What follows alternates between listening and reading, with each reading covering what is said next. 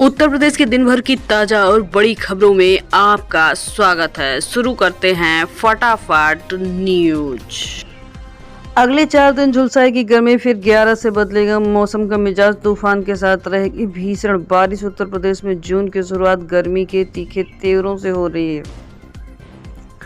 मौसम विभाग IMD यानी इंडियन मेट्रोलॉजिकल डिपार्टमेंट के अकॉर्डिंग राज्य के किसी जिले में अगले 4 दिन यानी 7 जून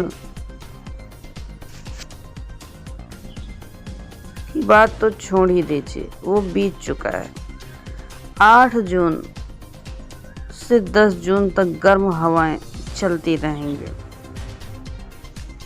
8 जून 9 जून को हीट वेव यानी लू का असर महसूस होगा। मौसम वैज्ञानिक फिलहाल उत्तर भारत में कोई सक्रिय मौसम प्रणाली मौजूद नहीं बता रहे हैं।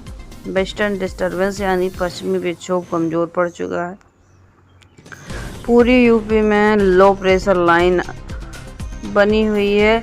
अब पूरब की ओर मानसून खिसक तो रहा है, जिसकी वजह से 10 जून तक मौसम शुष्क और तपता दिखाई देगा। 8 और 9 लू का प्रकोप रहेगा, तापमान और भी बढ़ेगा।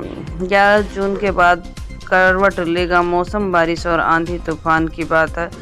11, 12, 13 जून के लिए कई जिलों में तेज हवा, धूल भरी आंधी, बारिश और वज्रपात की चेतावनी जारी की गई है।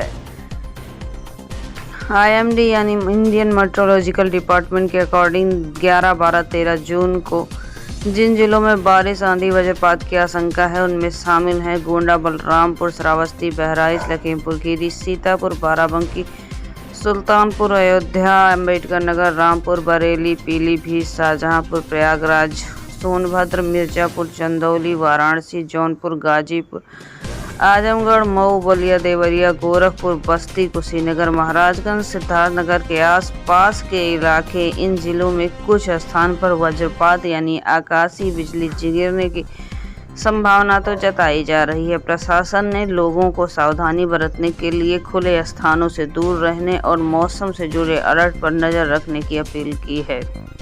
केरल में मानसून 10 दिन पहले ही पहुंच गया था, लेकिन रफ्तार फिर थम गई। उत्तर प्रदेश में आमतौर पर 15 जून तक मानसून पहुंच जाता है, लेकिन इस बार एक सप्ताह देरी के बावजूद 30 जून तक पहुंचने की संभावना है।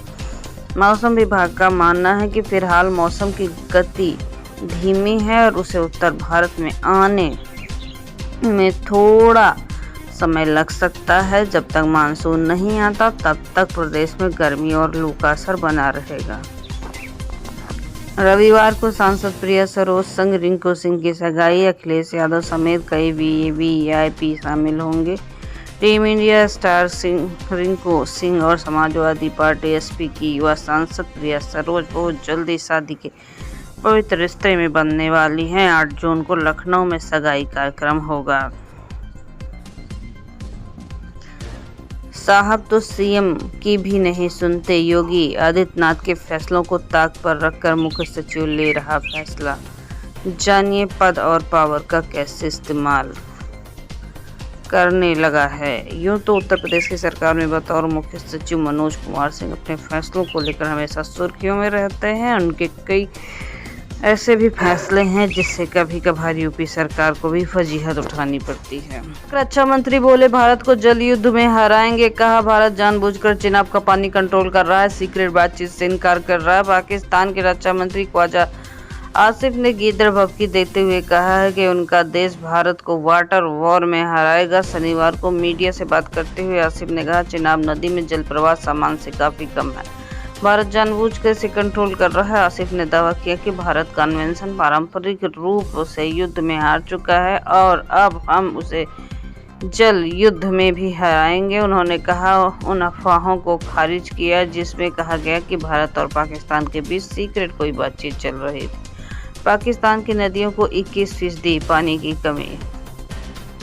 पाकिस्तान के सिंधु नदी सिस्टम अथॉरिटी IRSA ने एक हफ्ते पहले अपनी रिपोर्ट में बताया था कि देश में सिंधु झेलम चिनाब नदी के प्रवाह में 21% की कमी आई है। खैबर पख्तूनख्वा राज्य में स्थित प्रमुख बांध मंगला और तरबेला में 50% से ज़्यादा का पानी बचा है। IRSA के मुताबिक 2 जून 2025 को पंजाब में कुल पानी की उपलब्धता 1,28,008 क्यूसेक थी, जो पिछले साल के मुकाबले 14,800 क्यूसेक कम थी। वहीं पाकिस्तान सरकार के मुताबिक 2 जून 2025 को पंजाब से नदी सिस्टम में पानी की उपलब्धता पिछले साल के मुकाबले 13.3% कम हो गई। ट्रंप 12वीं बार बोले, मैंने पाकिस्तान की लड़ाई रोकी नहीं, कहा मैं इस बारे में ज़्यादा नहीं बोलता, दोनों में न्यूक्लियर वॉर हो सकती थी। योगी सरकार ने कहा कि ISIPS एसोसिएशन दुर्गा शक्ति नागपाल मामले में झुक गई थी। सपा सरकार एक्सपर्ट बोले, अधिकारी डरपोक हो गए हैं। ब्यूरोक्रेसी को महत्वपूर्ण कड़ी ISIPS अफसरों की एसोसिएशन 7 साल से निष्क्रिय है। इसकी आखिरी बैठक कब हुई? ये ना तो सेवा में आए नए IAS ऑफिसर को याद है, ना ही IPS को। वजह 2017 में भाजपा सरकार के आने के बाद केवल एक बार ही बैठक हुई है, इसके बाद कोई बैठक नहीं हुई है। IAS को वीक बनाया गया है और ना ही कोई बैठक हुई है। पहले सरकार अपने को बचाने के लिए IAS का मोर्चा निकालती थी, किसी को पोस्टिंग नहीं मिलती थी तो सीधे सरकार पर सवाल उठता था, मगर अब ऐसा नहीं होता।